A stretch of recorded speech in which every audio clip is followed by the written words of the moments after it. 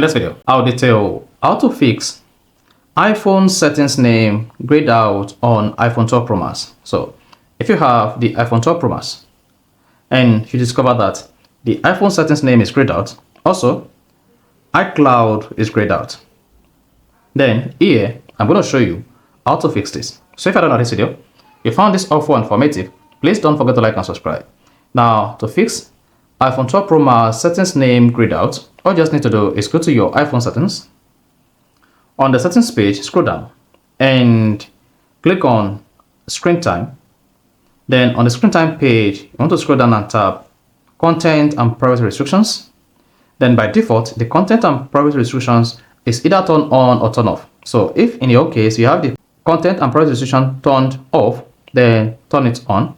Turning this on will grant you the permission to edit your content and privacy restrictions to suit your need. Then go ahead and tap account. Once you click on account, you see the account set to don't allow. Disallow changes prevent adding or removing modifying accounts in passwords and account. Now, to make the iPhone 12 Pro Max settings name grayed out fixed, you need to tap allow, then go back to the settings.